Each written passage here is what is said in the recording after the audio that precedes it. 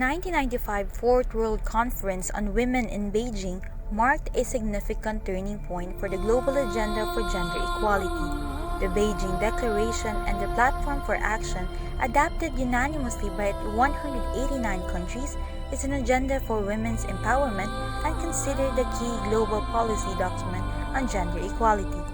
It sets strategic objectives and action for the advancement of women and the achievement of gender equality in 12 critical areas of concern: women in poverty, education and training of women, women in health, violence against women, women in armed conflict, women in the economy, women in power and decision-making, institutional mechanism for the advancement of women, human rights of women, women and the media, and women and the environment.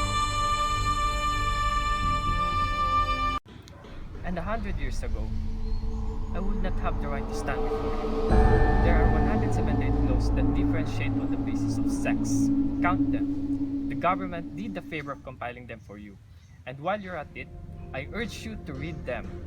They're obstacles to our children's aspirations. You're asking us to overturn nearly a century of precedent? I'm asking you to set a new precedent, as courts have done before when the law is outdated. But in those cases, the courts had a clear constitutional handle. The word woman does not appear even once in the U.S. Constitution. Nor does the word freedom, Your Honor. Throughout history, women have faced intense discrimination, from a lack of legal rights and a very little independence from their husbands, to being taught to have inferior brains. In many societies, women have long been viewed as less than fully human. Women are caretakers, peacekeepers, leaders, and change makers. But while they have an empowered role in our societies, to this day, women are still forced to fight for their rights.